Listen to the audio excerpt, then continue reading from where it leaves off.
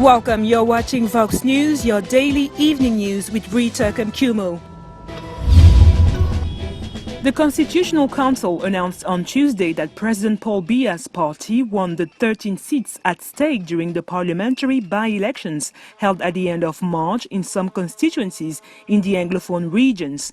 Cameroon People's Democratic Movement emerged as victorious in the 10 districts of the northwest and a constituency of the southwest, according to public radio television CRTV.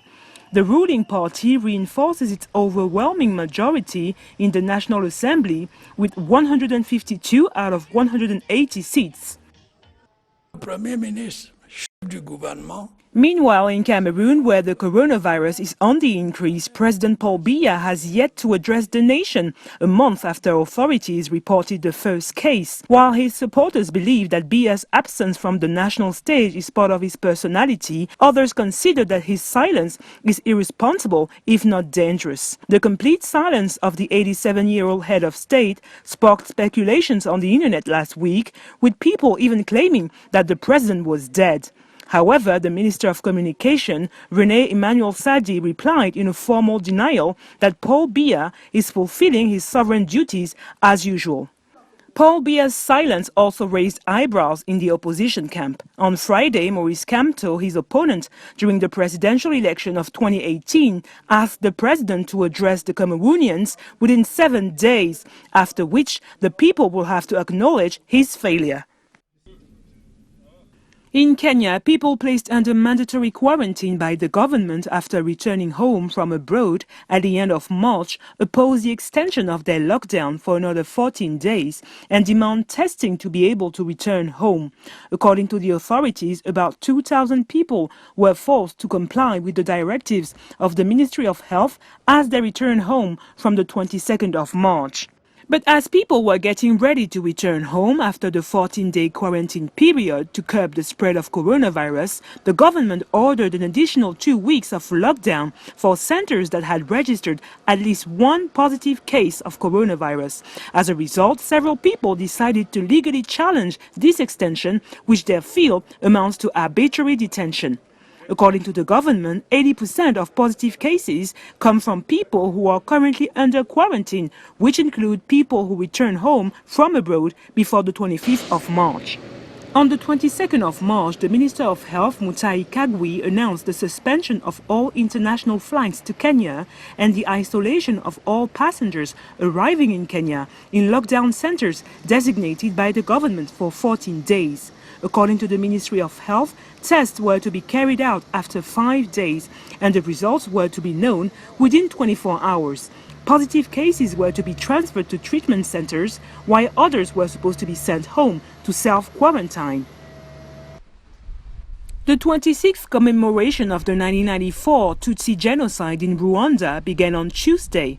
However, due to the sanitary crisis and protective measures implemented against the spread of coronavirus, Rwandans are forced to commemorate at home.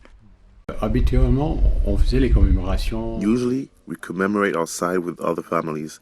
We will meet on memorials in a big group. But this year, because of the lockdown, because of coronavirus, it's not possible. Here in Rwanda, we are on a lockdown, so we have to commemorate at home, if only our family, and that is a big difference. The children know that we cannot go out, so we will organize a commemoration at home and try to have a moment of discussion, an open discussion. They can ask me any questions about the Tutsi genocide in general, or ask me about the victims in my own family. My big brother, the eldest of my family, has 5 children and a wife. We never found any pictures of them. My children would never know their faces. That was the goal of the genociders. They wanted to exterminate everything. Their will was that no face will ever be found. The government announced a 2-week lockdown on the 21st of March and later extended the lockdown to the 19th of April in an attempt to limit the spread of the new coronavirus. Ethiopian Airlines, Africa's biggest airline, has already lost $500 million and closed most of its passenger lines since the start of the coronavirus pandemic.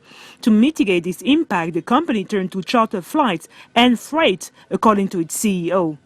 Ethiopian Airlines CEO Tiwaldi Gebremariam added on Tuesday that the company is facing a serious financial, operational and commercial crisis and has lost a revenue of $550 million. To address this crisis, Mr. Tiwaldi explained that the company will focus its efforts on cargo, including medical equipment, and could even remove passenger seats from some of its aircraft. However, according to the CEO, freight accounts for only 15% of Ethiopian Airlines revenues. The company will continue to ensure 19 passenger destinations against 110 before the sanitary crisis. Mr. Tiwaldi expressed confidence in the ability of the company, owned by the Ethiopian state, to withstand the storm without having to lay off any of its 13,000 regular employees.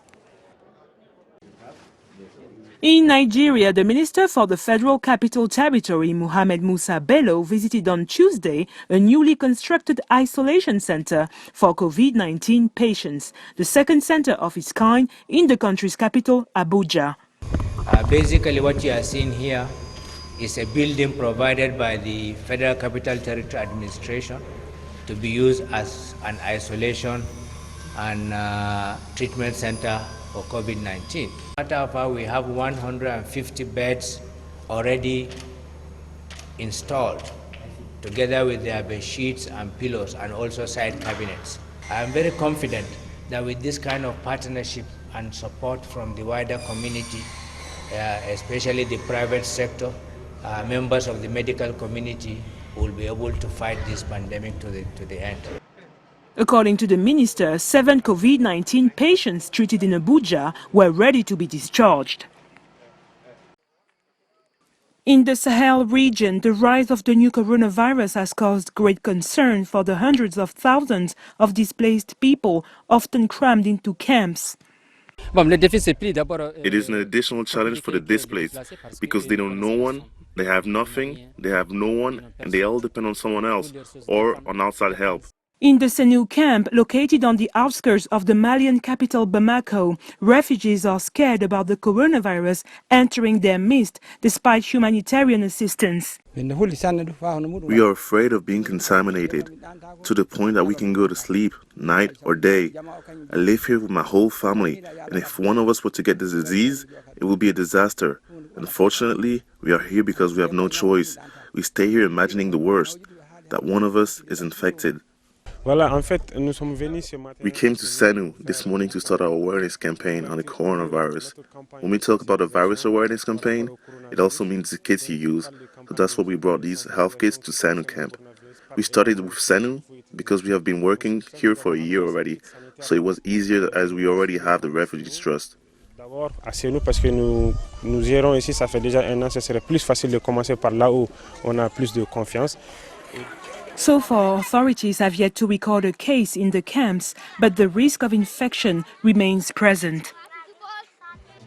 That's it for today. Thank you for watching Vox News.